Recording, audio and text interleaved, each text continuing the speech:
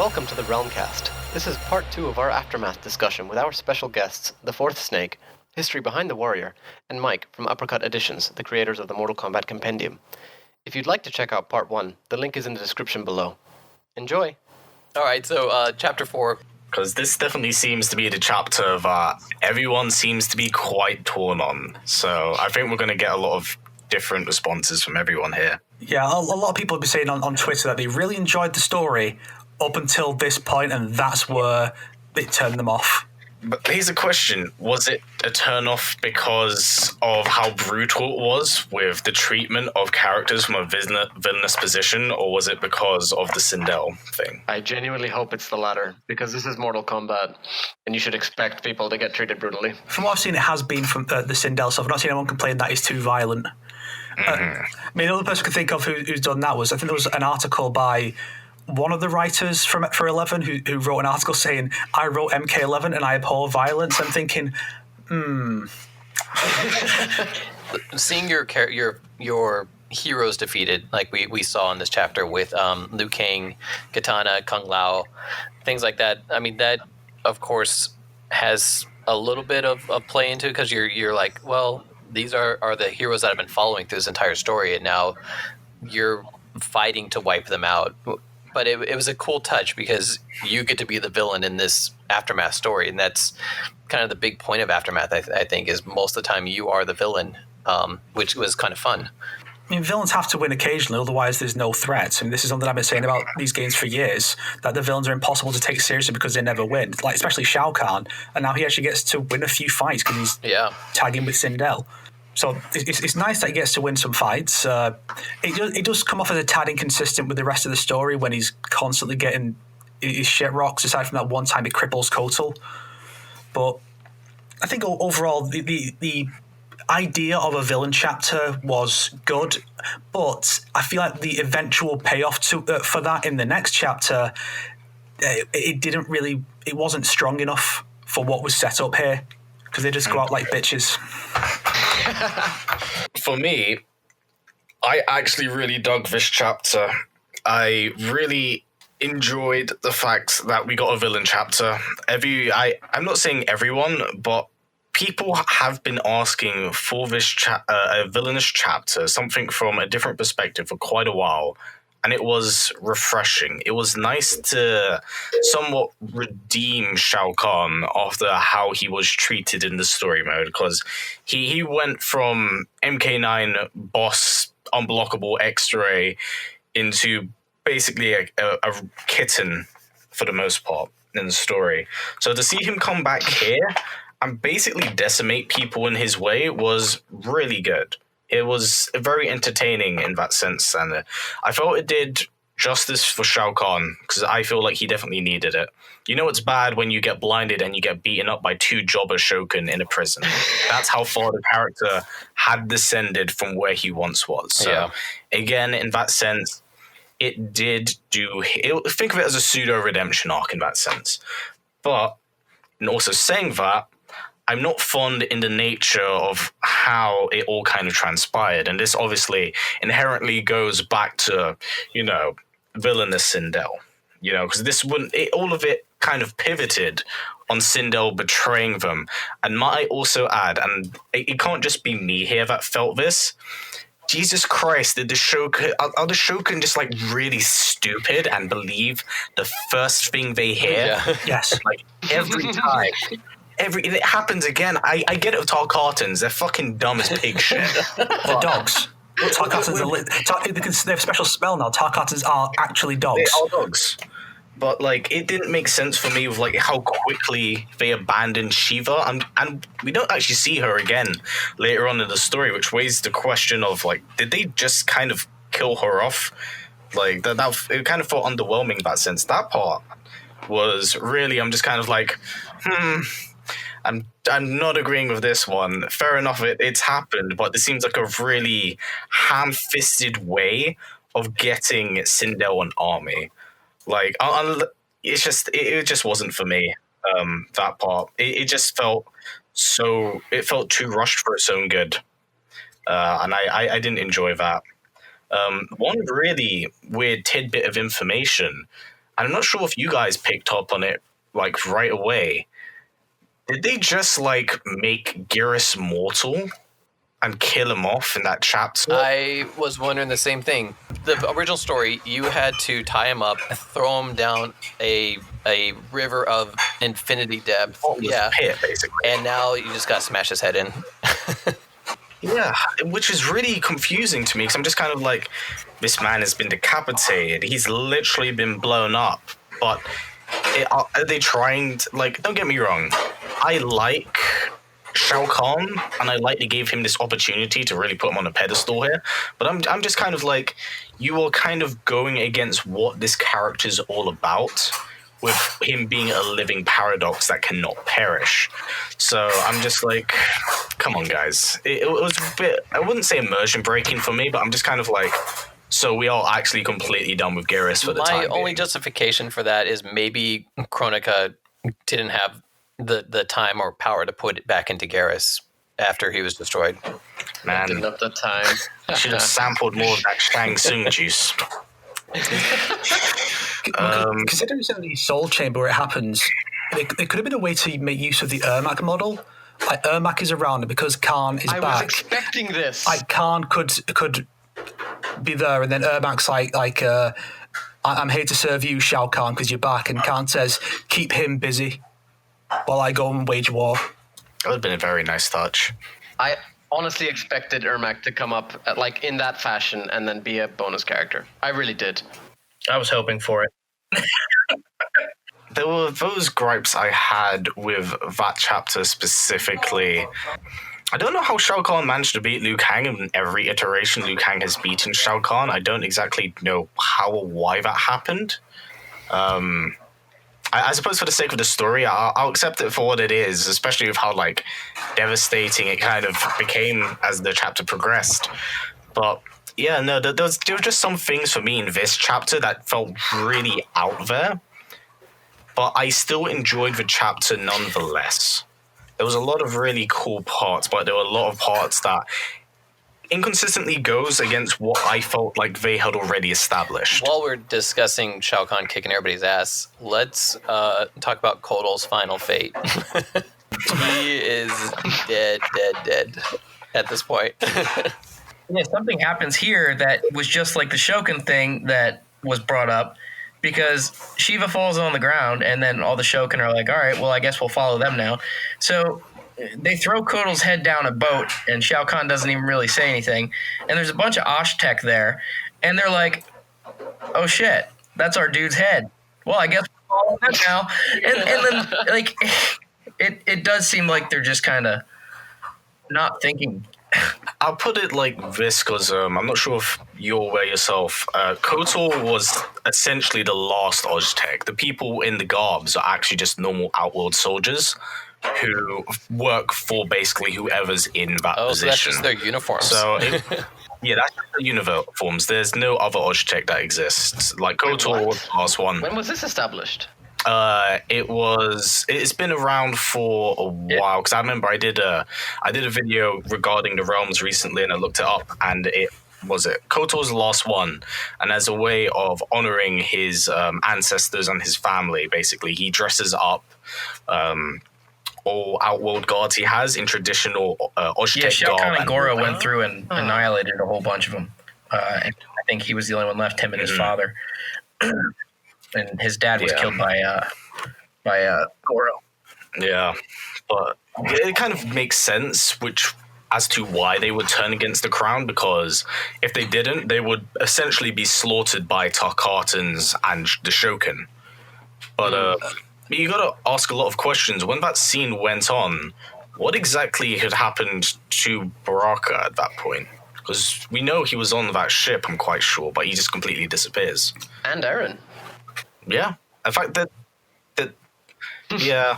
No, to be fair... she was in the fight. You see her. Yeah, she gets dunked through the ship. I say through the ship. She's still on the ship. I'm going to presume... Kung Lao is not on the ship. He drowned. He's dead. That's the interesting part, though, because remember, this is past Kung Lao, but present time Kung Lao still... I say at present time. Revenant Kung Lao still existed by the end of the final chapter. Yeah. So So it's So that's that's what I was saying didn't hurt before. out. He just couldn't catch up to the ship, it seems. Yeah. Possibly, but if he does drown, it would lead back to the point I made before about, is it an oversight or is it actually a thing that a human can die as long as their future self is a revenant and it won't affect anything? Well, considering how aggressive of a manner that we saw the characters being handled with, especially even Liu Kang with his legs being broken, I feel like if there is any future story-based content as DLC, we could see normal, well, I say human Kung Lao probably come back, depending on whatever ending they wish to work with. But that's my tinfoil hat theory. If we can see essentially Geras' head get caved in, like basically to mulch, then seeing Kung Lao die for was it the third or fourth time now? It probably wouldn't be an issue. But I feel like it's just worth putting that idea out there because timelines, past selves, future selves don't make sense. Stupid. But yeah. It's a dangerous literary technique, I guess, to use. It's hard to keep consistent because there's a lot of timelines.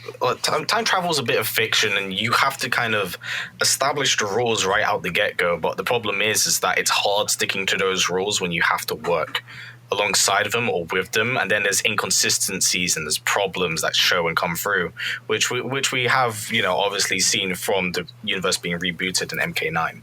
So the biggest part of this chapter that we haven't really discussed yet is the double down on Sindel, making sure that she is evil indefinitely. And I mean, this brings up a point that we've kind of mentioned a few times on this podcast. This is the Sindel that people are going to remember. This is the Sindel that's going to be carried forward if they use her again, especially because of how much of this story was about her. So I guess we can expect evil Sindel from now on. Okay, I've sort of been sitting out on this chapter until now because I wanted to hear everybody's thoughts. I really enjoyed this chapter. I did. But Sindel was the thing holding it back from being a chapter that I had no issues with. Sindel is my biggest problem in Aftermath. Sindel is the biggest issue I can think of. All the inconsistencies are something that we can put up with. But Sindel does not make sense even when you double down on the retcon. Even this whole plot line of, Quan Chi killed me and then blamed it on suicide. It doesn't make sense because we still have the previous timeline as an example of who Sindel really is. Even Shao Kahn becomes aware of it when he comes out the Soul Chamber. Even he knew about it, and he had him go resurrect her in MK9. So it leaves a big question of how long has he been aware about this? Was he okay with it? If he was aware, why didn't he revive her until now? Yeah. Properly, at least, not with Quan Chi's sorcery. Yeah, because there would have been nothing stopping him, honestly. Exactly. On one hand, it was interesting to see this sort of relationship between Sindel and Shao Kahn for what it was in the actual chapter, but it was just too brutish. Now, too primitive for me. I get where they were going with Shao Kahn in this sort of stance, this approach to Shao Kahn, how he's just this brute, which I don't agree with at all, to be honest. But I don't see Sindel being like husband. Shao Kahn and Sindel were sort of, really dumbed down for this, to make this chapter work. And Shao Kahn is specifically said earlier in the story by Shang Tsung to have more ego than skill.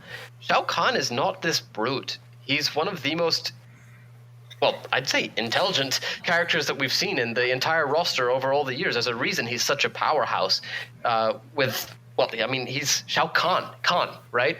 He's not just some guy who fights and wins because he's strong. He's smart. He didn't take on Onaga because he knew that Onaga would beat him. He outsmarted him. He poisoned him.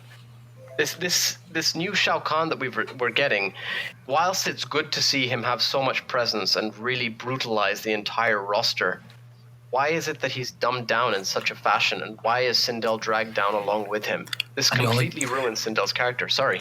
And it only gets worse in the next chapter. Oh, they are so dumb in the next chapter. My entire time watching Sindel in this chapter, I kept thinking back to past lore and past history and kept trying to fit this version of Sindel in. Like, maybe she just, stuck with the Earth Realmers and Katana because they were the most powerful. And she just aligned herself and was very treacherous. That it's kind of was always in the back of my mind while watching this new version to try to justify how her character has been reintroduced. Her ward that she put over Earthrealm in 2011 must be a lie, right? Because she'd have no reason to do that with this current characterization. Well, that's the biggest issue. Yeah, it doesn't make sense because if that ward existed, and if MK9 and MKX were in the same timeline as MK11, which it apparently is, then the ward existed, meaning Sindel did commit suicide. Yeah, it just, unfortunately, it's a case of where the canon is altered of previous established stuff to try and pander and forge a new story around it, which would, for the most part, really work, but it doesn't work with already established characters. Because I was thinking to myself last night, the whole chapter with Sindel, it's really good. And I like how a lot of the story basically beckons on her deceit. But I'm just kind of like, it doesn't work with Sindel as a character.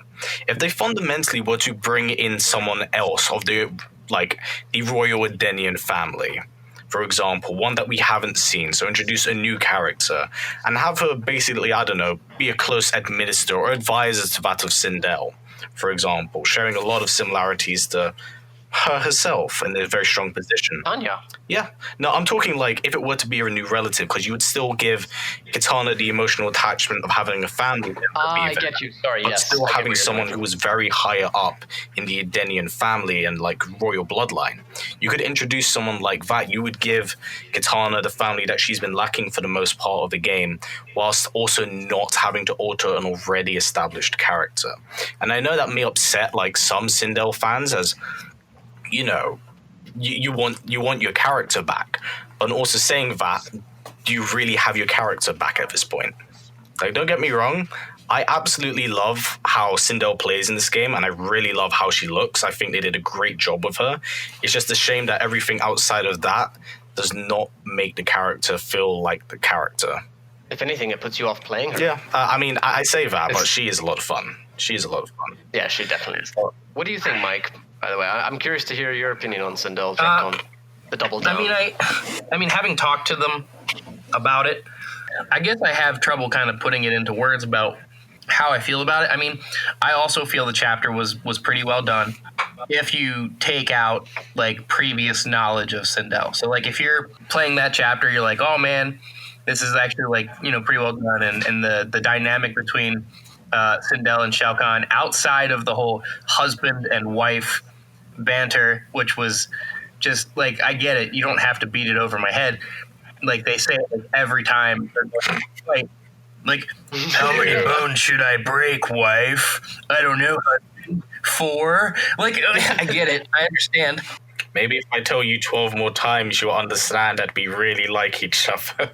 Were they married? I couldn't tell. That part really kind of was like, all right, get on with it. But I had some difficulty getting through the chapter, knowing full well, what was done with the character. And I also know that, they did tease the fact that, oh, well, will she be good or will she be bad? When they did that one interview with Ed Boon, it kind of hinting at the fact that it may change. And, when I've asked about it, I kind of get sort of non-answers. So I personally, I've never had any type of attachment to the character. It's never been one of my favorite characters, but I can't deny the fact of her importance in Mortal Kombat lore. She had a huge role in the 3D era games, which were big for me. They're some of my favorite games. And then going into this, like even in Mortal Kombat 2011, when they rebooted it, they kept that same tragic backstory. It's in the bio. So they were rolling forward with that. But somewhere between X and now, they've obviously changed that. I mean, even in X, it's referenced when they're talking to her Revenant. So it probably would have been a better route to go where it's like, okay, well, maybe she was tainted by the soul chamber.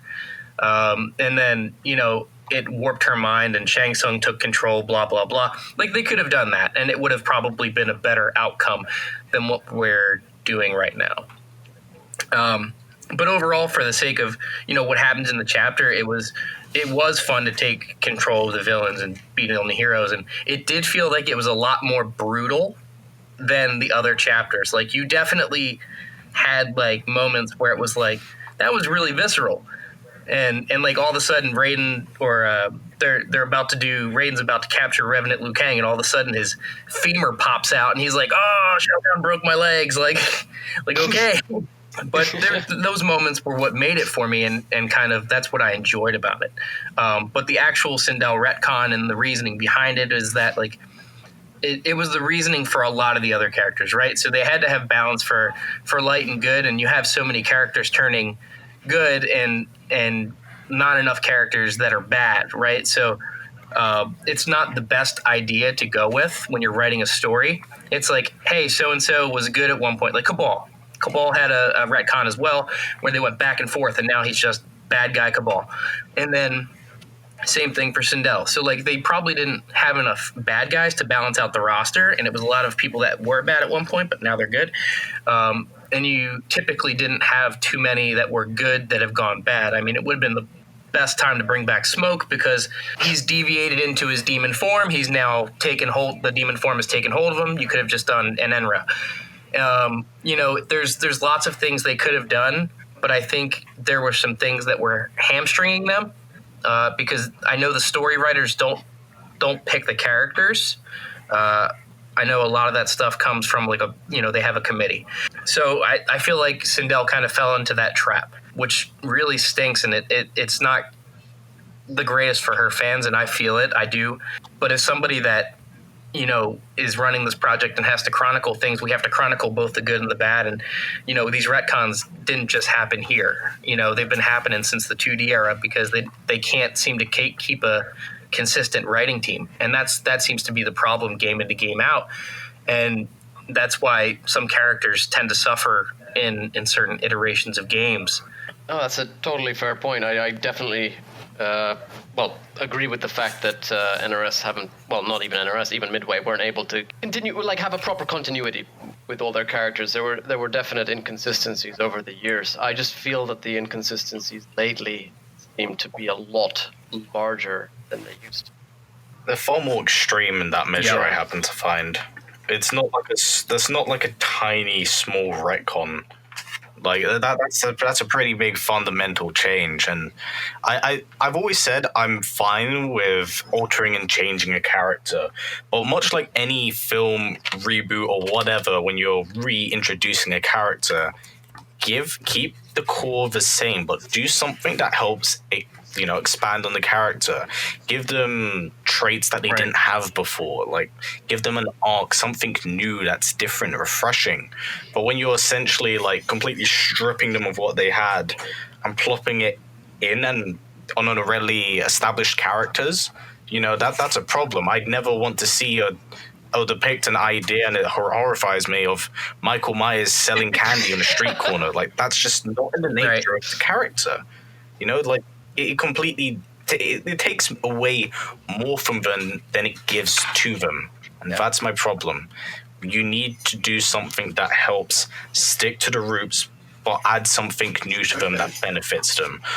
Otherwise, you're reintroducing the same character twice for the sake of reintroducing the same character twice. Just for the sake of the character existing in this medium at this point in time. Yeah, right. You mentioned earlier that it's okay to have just to bring in that character, so people can be like, well, it's good to have this character back, I can play as them.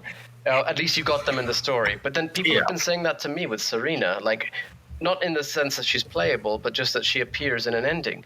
And it's like, well, at least you got a mention of Serena. And I'm like, no, I wish I didn't get a mention of her in Cabal's ending, because it's not Serena. It doesn't feel like Serena. Serena and Cabal have never met, It means Cabal now has demon babies, if you think about it.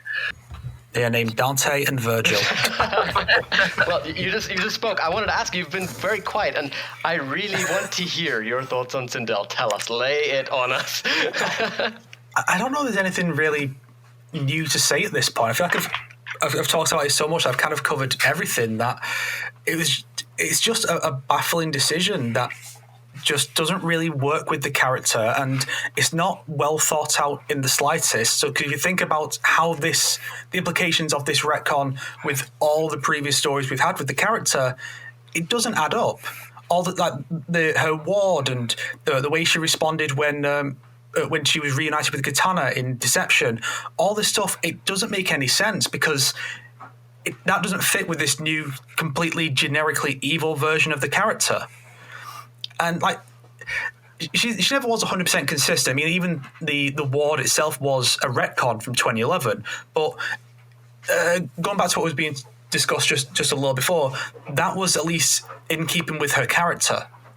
So the way she was later, after she became a better person, because originally her death was much more selfish, but it was still in keeping with the core of the character. So it worked. The same with, say, Cabal, where he was originally he just left the Black Dragon. Then they decided, well, what if he became a police officer after that? Okay, it's a new idea that is in keeping with the character, but now you go to 11, where those two characters have been completely inverted, and it doesn't make any sense at all. Even if you prefer, a lot of people prefer the new version, but even if you prefer this new take on Sindel, it just doesn't line up at all. And for the grander scheme of the series, it doesn't work. And if they wanted to do this, it may have been better to just wait until the next game and do a hard reboot, so you'll have more creative freedom. Instead of trying to say that this same character we've been seeing for over 20 years at this point, but I think not too far off 30 years, that she was always like this, when if you've played those games, you know that is just absolutely not the case. Yeah. No, I think we're all on the same page with Sindel's retcon. It was unnecessary. It definitely detracted from an otherwise fun chapter, and it's a shame. It's really a shame to see. I was really hoping that they would sort of screw with us a little bit and sort of make it seem like she was actually evil, and then actually show us, as one of you mentioned earlier, oh, actually, this is Shang Tsung's doing. She's really a good person, but it's just his sorcery or something, you know?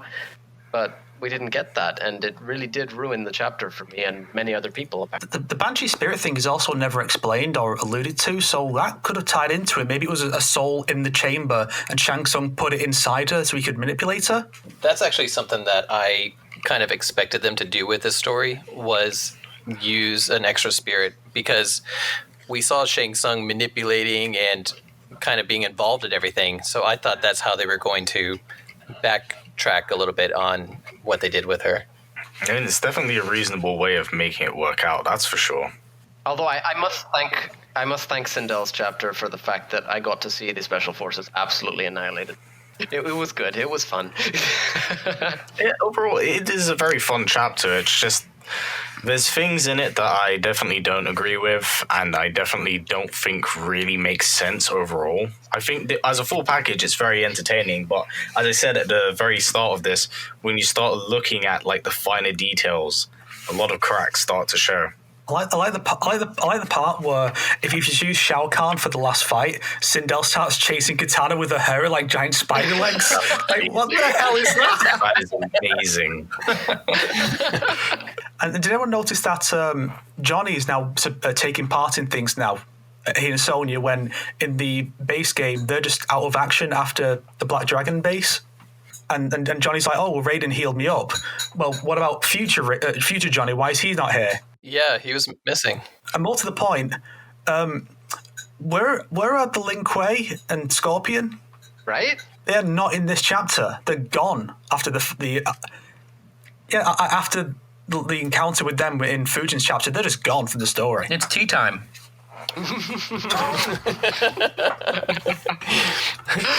They could have been sleeping too, just like Scarlet. I like the tea time idea because it's like a sort of flashback to MKX. Well, weren't Sub-Zero and Scorpion on the same ship with Sheeva? Genuine question. Not in Aftermath. You don't see them at all. Exactly. disappeared. So I'm thinking if they weren't there for the main, because I'm trying to think of in the main story if they were there. No, I think in the main story, Sheeva was with Kitana and Baraka. Yeah. So They were waiting for them at the docks as well, and they didn't turn up. So that is a good point. And also Sub-Zero was running around on the same ship as Raiden and Frost and Jax and Scorpion. Yeah, so they are completely absent in that sense. Maybe that'll be explained in Aftermath Part 2. Yeah. Aftermath Part 2, Electric Boogaloo. Fire and Ice, finally. Enter mode. Although, it is a good point as well that not only did the Lin Kuei not turn up, what happens with the Cyber Lin Kuei? Like, it's this huge thing. Then Frost firstly disappears, and then secondly, we see the Cyber Lin Kuei turn up once, and then they're gone. Was this entire plot line of the Cyber Lin Kuei just so that they would have, 10 fighters who just get destroyed immediately? Maybe they were all connected by 5G and someone destroyed it just in the nick of time. Yeah, no, it's a good fair point. Because they just completely disappear off the face of the map. All right, let's go on to Chapter 5. I definitely enjoyed this story because it's still, this chapter, because it's still riding a lot of momentum from the previous one. My only one problem with this chapter as a whole is that I saw all of this coming from a mile away. I knew everything. It was so obvious. It was so obvious. It was hard for me to be impressed. Even if you hadn't watched the trailer, you knew it was going to happen. Yeah, I mean, the characters, it's in the nature of the character. We all knew that very, very well. And I suppose it can actually go back to what we mentioned about Shao Kahn being a bit of a dumb brute at this point. I'm just kind of you've known Shang Tsung for a millennium. You know how treacherous he is. You taught him black magic. How did you not expect his betrayal? It's so glaringly obvious. It's so glaringly obvious. So the second I saw them move forward after wasting the Revenants, I'm just kind of they're gonna get betrayed. And as such, it did happen. One thing that I actually didn't touch on earlier, which I'll touch on now, is I don't know how to put it. It's they belittle Kronika so hard in the DLC in comparison to the main game, because of course she gets she nearly dies by the end of Fujin's chapter, where she gets attacked by Fujin and Shang Tsung and then Raiden afterwards. And in here, she's shot down in 5 seconds and then just wasted by the end of it. I just reminded me, whenever she got defeated by that trio during Fujin's chapter, that reminded me so much of Mortal Kombat Deception's intro. I don't know about anybody else, but with the Onaga thing. There's a part earlier on.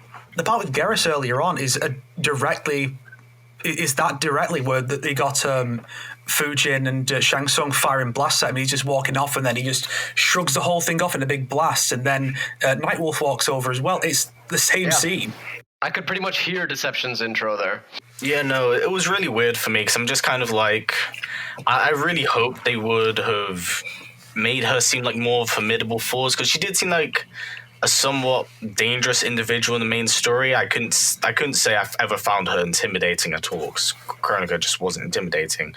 But here she was wasted super hard, super hard. And I understand that it's supposed to propel the villain to the main forefront of the story as far more dangerous than we had previously believed him to be. But I don't know, there was that stuff that I wasn't too keen on at the expense of a character. I did enjoy the chapter nonetheless. It felt like there was too much going on in that sense, because it was effectively a freeway war. The whole scene where Shang Tsung fights Fujin and Raiden teamed up, and the aftermath where he drains their souls, that was amazing. That was pretty cool. Yeah. How are they alive when they've had their souls taken, though?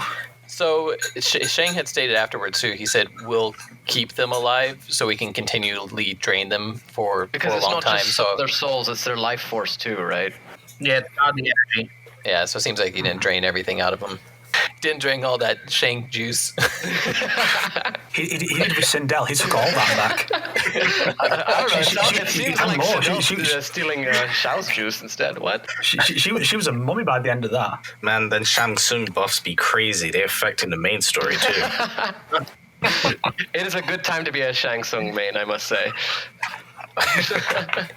It's a shame you don't get to use any of the ninja morphs in the story, though. He does actually use it, like, you know when you're going in from round 1 to round 2, the little pre- or mid-fight interaction? He walks away as reptile and stuff. That's pretty cool. It would have been cool if he'd morphed into Sub-Zero to taunt Noob at some that would've point. been great. Yeah, the only thing we really see him morph into is the Shokin and Raiden. And Kung Lao. Oh, come on, yeah. And the Raiden one was just so obvious it was him. Right? Yeah. That's one of the problems. Like, I'm not sure there's a single thing that happens in this chapter that isn't the most predictable thing, aside from possibly the way the last fight works. Other than that, it's so predictable. He puts on that crown so slowly. I just That's skipped. what I was thinking. I was waiting for someone to blindside him. Jax, where are you? Watch him do it. Watch him do it. Didn't Jax got taken out? Didn't he? Like 2 people got thrown at him. Yeah, he got KO'd. I mean, there's still 2 of them. Screw it. You get the other one. You see how fast his fatal blow is. He'll get him. And like, does Nightwolf die? Because he goes down and then he's not part of the story again, but he's not explicitly killed. Yeah, I don't know. I think it goes to... Because there's a lot of characters that get beaten but are left off screen. It starts to happen from Sindel's chapter when Kung Lao is beaten, because we don't see what happens to Liu Kang. We don't see what happens to Revenant Liu Kang. We don't see what happens to Nightwolf. Both Jaxes appear.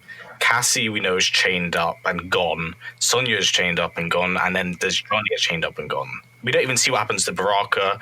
And Kotal's turned into Kotal can't keep his head on. So Jackie disappears. Johnny's fate wasn't all that bad either. He gets sent away to be a sex slave. With Sonya. Yep.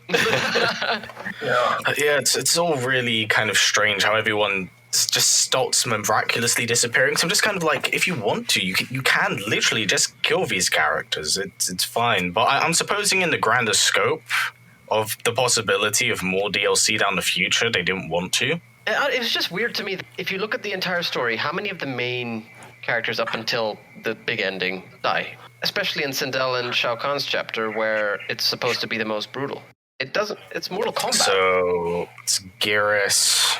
Kotal Khan. Who technically doesn't die, just Kotal. Well, that's the thing. We don't even know if like Geras is super dead now, because they just left him at that point. And as far as I'm concerned, we didn't see him regenerate that quickly as we did see when he got his hand chopped off earlier on. So I'm just kind of like, if you can get blown up and come back to life from that. Well, even still, they said, let's get out of here before he comes back, you know? Yeah. It's just, why doesn't he turn up later then? Maybe he did turn up later and got wrapped up in chains and was thrown into the sea, just like we saw in the original MK11 story. Possibly. Or maybe he's part of Aftermath Part 2, and we see the fight from a different point. He goes on to fight the ninjas in the Cyber Lin Kuei. Cyber Garrus. Well, a little thing. I mean, we kind of skimmed over earlier, but also it kind of returns here. Cetrion she has her opportunity to be redeemed. In the base story, all she ends up being is this character who just pretty much submits her will to Kronika to pass along her powers. She could have been so much more had she actually said, no, mother, I'm not going to help you with this. She turns on her. Cetrion as a whole, the character that could have been, makes me sad. Yeah. I mean, I don't like Cetrion anyway because of the inconsistency that she causes to the entire lore. The fact that an elder goddess just comes down and fights in the way that she does, because then technically, if that's the case, then Raiden should be just as strong as her, right? But I mean, Kronika's the same issue, being a Titan, and I have a big issue with that whole thing. But it's just weird to me because, firstly, we see Cetrion get told by Kronika, don't let your better nature get the best of you this time. And so she does this whole Tobey Maguire thing where she goes, turns emo, changes her outfit, this is it, I'm evil now, and does nothing, loses. And then literally just gives her life. So would you rather have this fallen elder goddess's power, or pass her power into 3 fighters who all end up well, not doing much anyway. I guess we can move into that now. What did you think of the ending? I love both equally. I like both equally, honestly. Yeah. I like what it could set up for potential DLC 2 and the future of it. I think it's a nice way of kind of paying homage to Kari Tagawa for maybe the final time, because he's an elderly gentleman these days. It's nice to see him at least land a big win, even if he is the antagonist. But I feel like it is a pretty cool ending. It sets up a lot of stuff, and if there is a DLC too, could definitely mean that the Order Realm and Chaos Realm may get some love, which would be really nice. I know a lot of people have been asking for that. A lot of people. And it would be a good way of introducing that and flipping the script, essentially, if you're fighting these mind-controlled versions of characters. But even I must admit, I'm quite tired of seeing characters I like fall onto the spell of mind control. It is getting quite exhausting for me to defend that.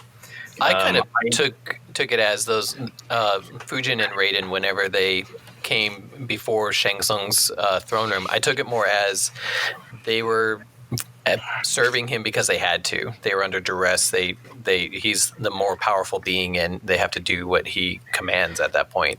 Were Raiden's eyes not red? Yeah, they were. So was Fujin's. Oh, were they? Oh, Yeah. were they? I didn't see Fujin's, but I thought that Raiden's were. Yeah, no. So I'm presuming that they were just both ended up being under some form of influence that he's put them under. So think of them as his puppets, and he's the one controlling the show.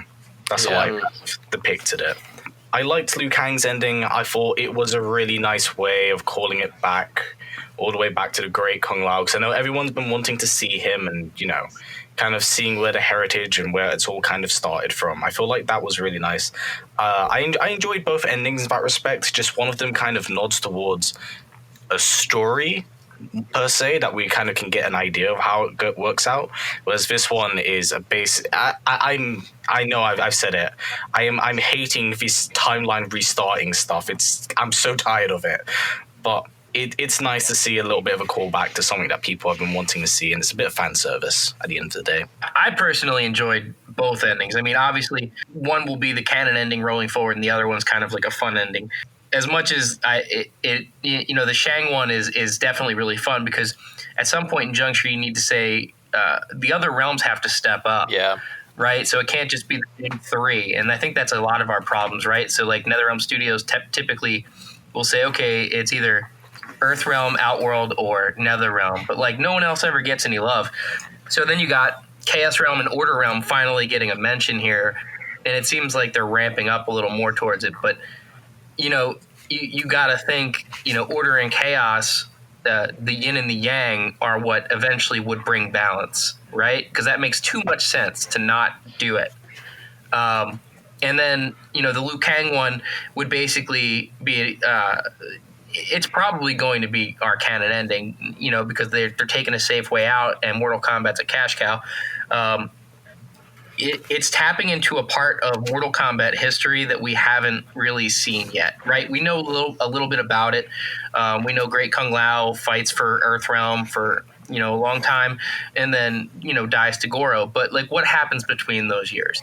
That type of thing. It opens that door, and it says, okay. It also allows for the series to give a lot of mainstay characters a break. So like, you probably won't see Scorpion and Sub-Zero, but you'll see descendants of Shirai Ryu, maybe the founder Takeda, and a cryomancer who was related to Sub-Zero. You get to see all those folks, those descendants, maybe play out. But I like the aspects where both endings have possibilities. One in the timeline that's still happening, and one in the distant past. Now, we have seen a lot of the Great Kung Lao in Mortal Kombat Conquest. Just saying. If you haven't watched it, check it out. It's awesome. Yanni, before I go on to fourth, you had actually kind of on a previous conversation with the two of us, you had expanded a little bit on what Mike was just saying, being able to see the Great Kung Lao. So I totally agree. I mean, I said that I liked Shang's ending more, and that's just because I was in. Firstly, Shang Tsung is basically my main in Mortal Kombat 11. I'm loving playing him, and I honestly started because of the whole ninja thing. But it was so nice to see Shang Tsung get this focus, right? Now, his ending was awesome, and it, as you said, it gives us so much possibility, and especially with regards to Chaos Realm and Order Realm, which are two realms that we haven't seen for so long, and I believe are way more interesting than the realms we've been stuck in this entire time. And I really hope we get something from them, even in the future with a possible combat pack. I'd love to see Hotaru and Havoc return. But Liu Kang's ending gave us so much potential. Now, if I remember correctly, I'm pretty sure somebody from NRS has said that they would love to return to, well, the Great Kung Lao's era for one Mortal Kombat game. And I think that would be amazing. Why? Firstly, no more special forces. I'm so tired of the guns. That is amazing to think about Mortal Kombat without those guns again. It returns to an era with mysticism, you know? And obviously the Great Kung Lao, possibly characters coming in from Mortal Kombat Conquest, you know, Zero, Taja. But then we have so much possibility of characters like Rain, even Shujinko, possibly. Depends how far. I can't remember how far back he would go. Maybe I'm wrong on that. But Taven, Dagon, Argus, Delia, Jared, Sindel, characters like this who've been around for so long would get the focus because of their age. And we could totally drop everybody who's considered a mainstay character pretty much. And it would be amazing to see. I would assume that Raiden would return for this sort of thing. But to see Mortal Kombat having the potential to completely change up the roster is such an exciting prospect, and one that I really hope actually takes place, and one that I hope that the Mortal Kombat fans are open to. Because I myself, whilst I love Mortal Kombat 1 to 3, I would love to see us not get that again. The series has so much potential in a different area, and I would really hope that NRS can actually take the series in that direction. Fourth Snake, what were your thoughts on the endings? I'd say they're probably both about what I would expect. If you say, well, how would the story proceed with this guy's victory and this guy's victory? It's pretty much the way you would imagine it would go. I think both have potential for follow-up. I think it could be cool if they chose one ending to be for the next game and the other, if they do another story expansion for 11, the other one gets it. So it could be the next era starts with MK12. That's the Liu Kang ending with Kung Lao, whereas we get to follow up the Shang Tsung stuff with a little expansion just to see where that could go. Kind of like the He-Man Injustice comic crossover following on from the Superman ending for 2. Here's a question for you guys. If they decided that they were going to do a DLC expansion to follow one of these two endings, would you rather see an expansion following Liu Kang's ending with the Great Kung Lao being added, and then you get to see all these other ancient characters like a past Sub-Zero and Takeda and all that stuff?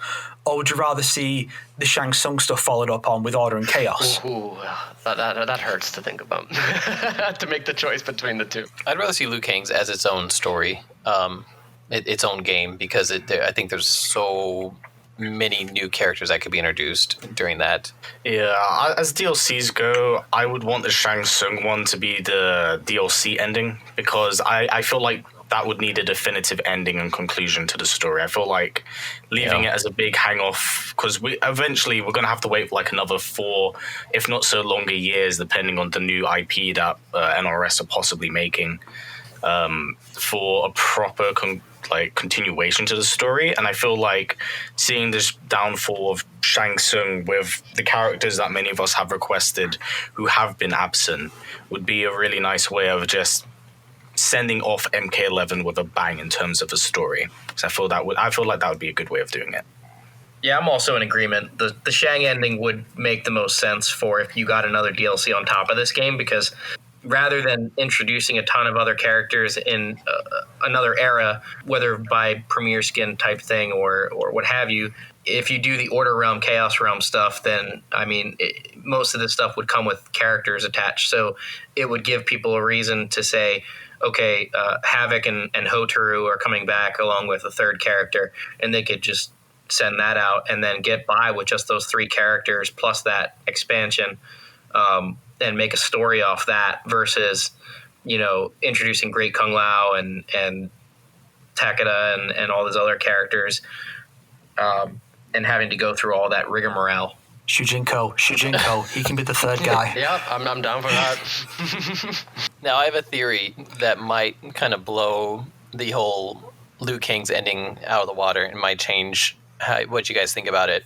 The way that it ends is we see Fire God Liu Kang approach Kung Lao and say, "You're not like the Kung Lao I remember," and kind of leading us all to believe that this is the great Kung Lao. My thoughts are, what if this is not the great Kung Lao? This is our Kung Lao, but from a brand new timeline that Liu Kang has rebuilt. So we're not actually seeing him in the past with the great Kung Lao. We're actually seeing him in the brand new present from this new timeline that has evolved out of what Liu Kang has done. Dominic has said that it's the great Kung Lao. Oof. Oh, well, blown out the water. I think the faces and voices are also different. All right, they then. are different. No, it's honestly a good theory, but the thing is, if it was this other Kung Lao, then I would expect a Liu Kang to have existed in that timeline, meaning Kung Lao would most likely recognize him. But it's still a very interesting theory. That would have been pretty cool. But here's another theory. What if this is actually the lead in to Mortal Kombat Shaolin Monks 2, featuring the great Kung Lao and Fire God Liu Kang as the lead characters? See, I wouldn't be opposed to that. That would actually be pretty cool. Yeah. He one of the things that kind of gave it away to me was the fact that he's carving that jade dragon. Yes. Statue. Yep, MKX. it's the same one that's in MKX that Kung Jin has. Oh, that's a great little detail. I didn't even realize. The bit right before Raiden confronts him. Yep, he's stealing Nice. it. Yeah. To answer Fourth Snake's question, I think I agree with all of you. I mean, I believe that if they were to go down the path of Liu Kang's ending, I would prefer it to be an entire game rather than a DLC. And it's been so long since, firstly, Chaos Realm and Order Realm have gotten any proper focus, as well as the fact that the 3D era really needs some love too. I would definitely prefer to see that as DLC. I would love to see Hotaru and Havik return, as well as specific era characters. It would be so good to see them all return and to have NRS say, hey, by the way, these places do exist and we are going to use them. I really enjoyed all the Chaos Realm and Havik references, so that's cool.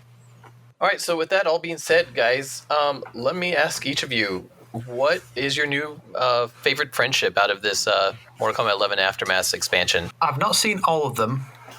I've not seen most of them, in fact. I'm quite fond of Robocops. Oh, yeah. That's a very good one. I wish we could have him in the bling all the time, but alas, customization is not that complex. I'm also fond of Katanas. It's fun to see her and Melina getting along, which is very rare. I just wish that the characters would interact with their opponent. Yeah. Because, hey, we're friends now. I've got this ice cream, Sea Scorpion. Please, my friend Sub-Zero, may I have an ice cream? No, fuck you, it's mine. Get your own. Friendship. Question mark. Friendship. I really liked Noob Saibot's the jump rope thing. I mean, if you're going to do something with a guy who has like split personality shadows and whatnot, you might as well do some double Dutch. But I mean, outside of that, I mean, it's fairly universal. Like the Jax one. I mean, Yeah, I think everybody loves the Jax, especially after Epic the Jax guy. everything. Yeah, everything that's come out of it. The 11-hour video of Epic Jax guy that NRS uploaded is probably the best thing they've actually done in years. I would have said Noob Saibot, but I do want to say something different. So I feel like Sub-Zero's friendship is pretty awesome because that little sort of... I'm literally doing it as I say to you guys, but he jumps up, he's like, yay! and just runs off for the ice cream. And it's just, it's so nice to hear him like, oh, so excited, you know? It's so cool. I love that friendship. I haven't seen too many, unfortunately, because I've been a little bit too busy in my free time outside of playing the game. But the one that's still very fresh in my mind, and I have thoroughly enjoyed, because his blank but very happy expression as he's skipping says it all, and that's Fujin's one. Yeah. Like, he just gets this huge smile. The man is literally skipping halfway across the screen, holding a kite behind him the entire time. It's really good. I really like a lot of the friendships. I'm looking forward to actually seeing all of them properly for myself firsthand. I was actually on chat with Phantom earlier, and while we were talking, I got distracted because I had the AI playing in the background, and while he was talking, I looked over at the screen and I just saw Fujin running across with a kite, and I just burst out laughing. What about you, Phantom? My favorite has to be seeing Kid Thunder come back. And not only that, but paying homage to that dance crew that was on America's Got Talent and has kind of made a name for themselves for doing Mortal Kombat dances. So I think seeing both those put together was great. Yeah, that is an amazing one. It was so good to see Raiden's favorite nephew return. All right, so I want to know who everyone's favorite new character in Aftermath is. Fujin, hands down Fujin. I don't blame you. Mike. Can I say Deception Sub? Ooh. That's actually a fair choice. I don't even blame you. It's been so long that he's pretty much a new character. The Shredder. Or Snake. RoboCop, especially when I customize him to look like Judge Dredd. That is sick. I am the law. That's actually what I've called that variation. I am the law.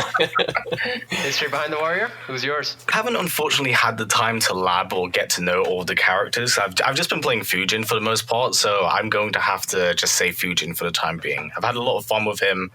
Playing with him against some of the higher competitive players has been really difficult, but it's been interesting to see the cool stuff that they can actually pull off with him, because he's got a lot of really, really visually gorgeous moves. It's really He's very technical, by the way. I've been playing him, and it's to the point of frustration at times, but I love it. I think it's really cool. You have to pre-dial a lot of the strings in before cancelling them into specials, which is exceptionally difficult to do because you basically have to mash them. And even in his second variation, where you have the Skywalker run, you need to cancel into the run literally on the frames. It's like a just frame, and it's really, really tight. I'm gonna try that variation a little bit more, it seems. Yanni, how about yourself? Who's your favorite? Oh, 100% Fujin. No contest. I mean, when we were saying at the beginning whether or not Aftermath was worth it, I honestly would have just waited and watched the story online and waited for a sale if Fujin wasn't part of this. And I pretty much bought Aftermath. I would have bought it just for Fujin. Yeah, that's literally what I did. Pretty much Fujin and the Deception sub, as well as Classic Frost. Although I still think I would have preferred EA Frost. But yeah, Fujin for me. Well, I'd like to thank our guests so much for joining us today. History, where can everybody find your stuff? So if you wish to find me, you can find me on YouTube as HistoryBehindTheWarrior. On Twitter, it should be HBTheWarrior, and on Twitch and Twitter should both be HBTheWarrior or HBTWarrior. One of the two. Not too sure. Someone took my tag. Very sad about it. But you'll find me one way or another. And Fourth Snake, how about yourself? I'm on YouTube as The Fourth Snake. Twitter at Fourth Snake, because someone also took my tag. I want to find this guy. You guys are becoming best friends after this episode. We're the real Deadly Alliance. Don't mess with us. I'm also on DeviantArt, Archive of Our Own, and fanfiction.net, all as The Fourth Snake, which is where you can find Mortal Kombat Chronicles, my incredible MK fanfiction series, where I basically make MK good again. I can say firsthand from what I've read, it is definitely worth it, so check it out, guys. And Mike, where can everybody find out about the Mortal Kombat Encyclopedia project? They can follow me on Twitter at EncyclopediaMK. No one stole my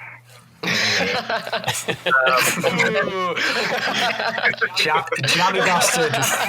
And they can also follow us on Facebook at the Mortal Kombat Encyclopedia Project. And you can find Yanni and myself on the Mortal Kombat group on Facebook, as well as Yanni on the Mortal Kombat meme realm. I'd like to thank all of our listeners for stopping by today, and a special thanks to all of our special guests for joining us on the Realm Kast. Thank you, guys. You can catch up on all the episodes of the Realm Kast on YouTube, Facebook, iTunes, and Spotify, or wherever your podcasts are provided.